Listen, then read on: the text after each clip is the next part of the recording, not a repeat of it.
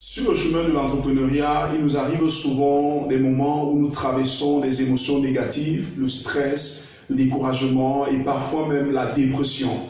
Alors, ça peut être dû à plusieurs choses. Ça peut être dû au fait que nous travaillons sur ce business depuis peut-être 3 ans, mais le business n'arrive pas à décoller. Peut-être nous avons fait des efforts qui ont porté du fruit au départ. Aujourd'hui, le business semble stagnant. Malgré tout ce que nous faisons, rien n'évolue. Ou alors nous avons réussi par le passé. Aujourd'hui, notre chiffre d'affaires est en train de plomber malgré tout ce que nous sommes en train de faire. Ça peut être dû au fait qu'il y a un prospect que nous suivons depuis des mois et que nous n'arrivons pas à convertir. Et à un moment donné, nous sommes stressés, nous nous levons le matin, c'est comme si nous ne voulons rien faire. On a mal au cou, on a mal à la tête, on a envie de rien et on ne veut pas travailler. Alors, je suis le coach Yannick Poudjom, bienvenue sur cette chaîne. Si vous n'êtes pas encore abonné, abonnez-vous et surtout likez cette vidéo et partagez-la. Je parle sur cette chaîne d'entrepreneuriat. Donc, si vous voulez bâtir une entreprise de classe mondiale, alors vous êtes sur la même chaîne. Nous ne parlons pas simplement d'entrepreneuriat comme gagner de l'argent, comme la plupart d'autres chaînes. Nous parlons ici des techniques, nous parlons ici des astuces et des stratégies pour bâtir des entreprises qui vont demain représenter l'Afrique sur le plan mondial. Mais aujourd'hui, nous prenons un thème assez simple qui est comment gérer le stress. Cette astuce pour faire face au stress, pour faire face aux émotions négatives. Alors, lorsque vous faites face à ces émotions négatives, le stress, le découragement, l'abattement, l'envie d'abandonner même, il y a 7 étapes, il y a 7 choses que vous pouvez faire. Ces différentes étapes-là sont indépendantes. L'une des étapes peut suffire en fonction de la nature du stress et la cause du stress en ce moment-là. Donc, c'est indépendant. Donc, la première astuce que vous devez utiliser pour gérer le stress, c'est ce que nous appelons la gratitude. Donc la gratitude, c'est même une attitude.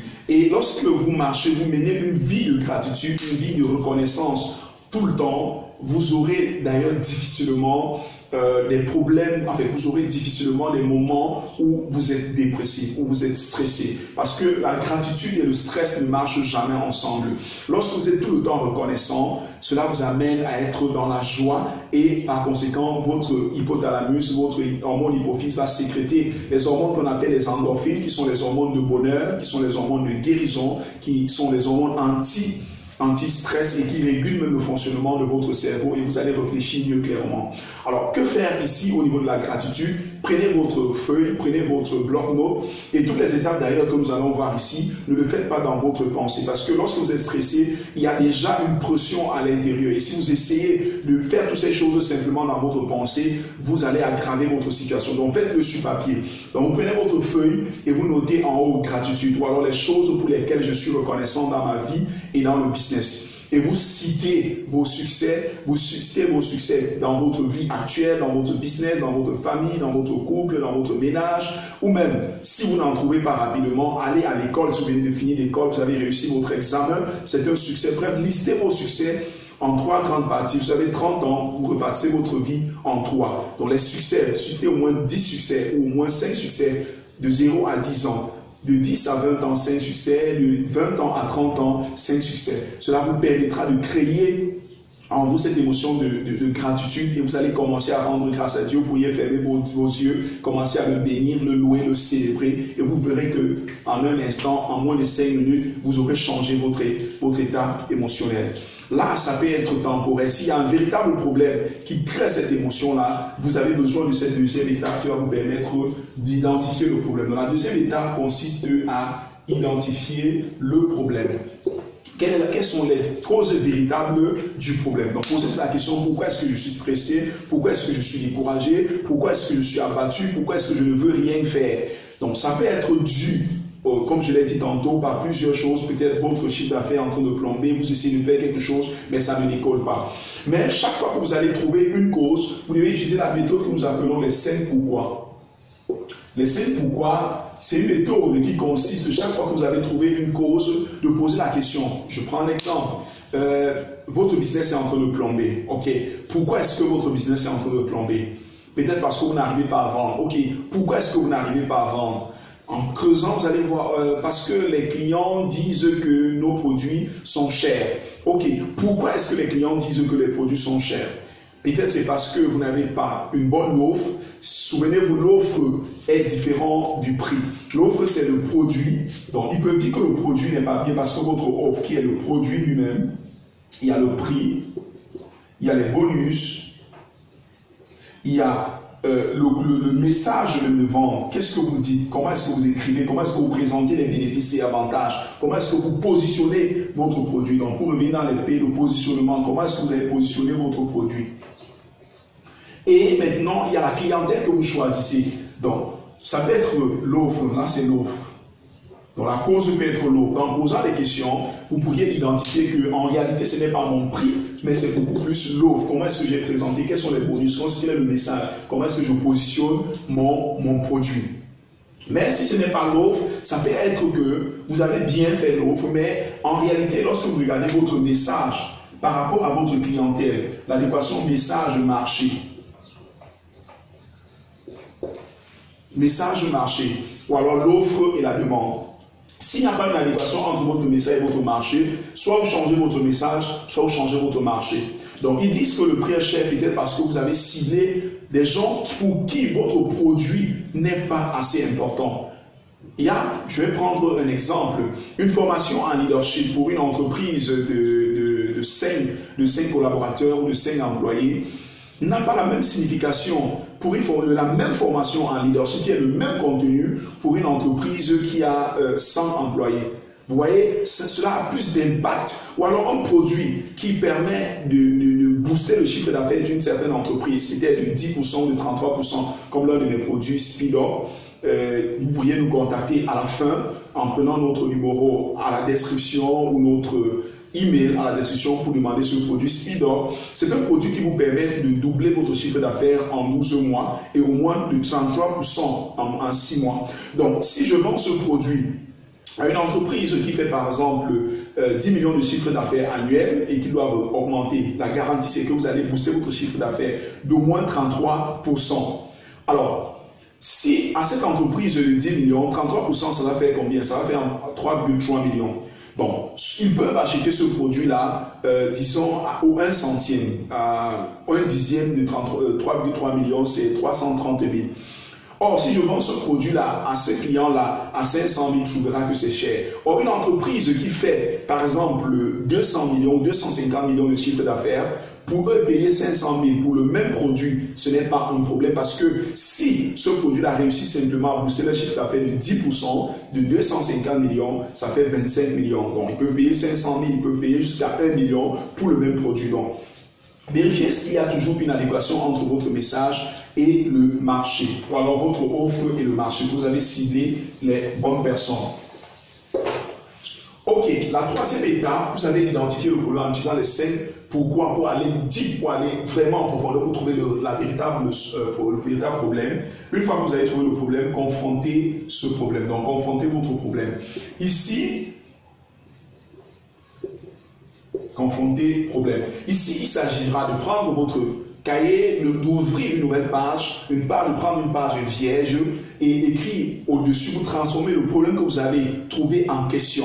C'est-à-dire comment trouver des clients qui sont capables d'acheter mon produit, qui sont capables d'acheter ce produit-là, par exemple, dans mon cas, à 500 000 au lieu de 300 000 ou au lieu de 100 000 francs. Comment trouver des clients qui seront capables d'acheter cela à 500 000 francs sans discuter, sans avoir de problème. Et vous citez en bas 1, 2, 3, vous faites une liste numérotée des possibles solutions. Donc ça c'est la troisième étape. La quatrième étape consiste, donc ici c'est comme un problème d'équation en troisième. Donc vous posez votre problème comme un problème d'équation et vous commencez à trouver des solutions. Quatrième étape, agissez. Une fois que vous avez trouvé des possibles solutions, ne restez pas là, sinon vous allez rentrer encore dans le stress. Parce que le stress est aussi vient de l'inaction. Le stress, c'est une émotion. Et dans émotion, nous avons énergie, nous avons motion. Donc c'est l'énergie qui vient de la motion, qui vient de l'action. Donc pour changer vos émotions, vous n'avez pas besoin de penser positif. Bien que ça peut aider, vous avez besoin de passer à l'action. Envoyez un email, faites cette publication, contactez quelqu'un, allez rencontrer un client, faites quelque chose. Lorsque vous êtes là croisés, les bras croisés, vous serez stressé, vous serez découragé, vous serez abattu. Tony Robbins dit massive action produce massive results. Donc si vous passez à l'action massivement, vous allez obtenir beaucoup de résultats. Même si ce sont des feedbacks, même si ce ne sera pas exactement que le résultat que vous attendez, ce sera des feedbacks que vous serez capable d'ajuster et d'avancer beaucoup plus vers l'atteinte de votre objectif. Et ici, je vais vous donner une règle qu'on appelle la règle de 5. Vous savez, parfois, ce qui nous décourage, ce qui nous rend abattus, parce que nous avons un grand objectif, et lorsque nous regardons à cet objectif-là, ça nous effraie. Alors, qu'est-ce qu'il faut faire? Il faut repartir les tâches. Il faut dire qu'est-ce qu'il faut passer, comment faire pour passer du point A au point B. Et vous faites la liste de toutes les activités et vous commencez à faire 5 choses chaque jour. Essayez de faire 5 choses chaque jour que Dieu a créé qui vous avance, qui vous rapproche de l'atteinte de votre objectif. Ça peut être 5 emails, ça peut être 5 posts, ça peut être 5 messages inbox, ça peut être 5 visites, ça peut être 5 appels, et ainsi de suite. Ça peut être la combinaison de 2, 3 ou 5 de ces différentes actions. Donc faites au moins 5 choses chaque jour qui vous rapprochent de l'accomplissement de votre objectif. Cinquièmement, ici nous allons passer aux techniques plus rapides, les techniques de PNL pour résoudre juste les états émotionnels. Donc ici, vous avez résolu le problème. Donc au jour, pendant que vous poursuivez, pendant que vous passez à l'action, que vous avez des feedbacks, si vous avez des difficultés, vous allez utiliser ces méthodes, ces 2 méthodes, le 5 et le 6, pour résoudre l'état émotionnel en un clin d'œil. Alors la 5e étape consiste à changer votre physiologie. Voyez-vous, au stress, le stress correspond à chaque stress, à chaque émotion, correspond une certaine biochimie, c'est-à-dire correspond la biochimie, c'est la teneur des différents composants chimiques dans votre sang à un instant donné. Donc ça, c'est votre biochimie. Et lorsque vous êtes stressé, ça veut dire qu'il y a un certain nombre d'hormones, il y a un certain nombre de choses, il y a un certain nombre de substances chimiques ou biochimiques dans votre organisme à une certaine teneur qui est peut-être anormale. Donc en changeant votre physiologie, la physiologie ici, bien que la biochimie fait partie de la physiologie, lorsque vous changez par exemple votre posture, la façon dont vous êtes debout, la façon dont vous parlez, la façon dont votre gestuelle, cela change la teneur des différentes substances, ça change votre biochimie. Donc, en changeant votre démarche, en vous levant simplement, en tapant les pieds, en courant, en faisant comme ça. Bref, j'utilise souvent les techniques de NLP ou alors de PNL, programmation neurolinguistique, qui vous permet de prendre le contrôle rapidement de votre émotion. Changez votre façon de parler, tapez la main sur la table comme ça rapidement et ça va vous permettre de revenir en peak state et de pouvoir passer à l'action, de réaliser vos tâches beaucoup plus rapidement et beaucoup plus facilement. Donc, ce sont des techniques. Donc, en changeant simplement votre physiologie par le sport, par les gestuels, par des tachypnées. Une tachypnée, c'est quoi? C'est une accélération de la respiration. Donc, la fréquence respiratoire. Si vous respirez, vous faites cela pendant 1 minute, ça va inhiber le nerf qu'on appelle l'orthosympathique et activer le parasympathique. Ça va vous permettre de gérer rapidement le stress. Non, pas le temps pour aller dans les détails.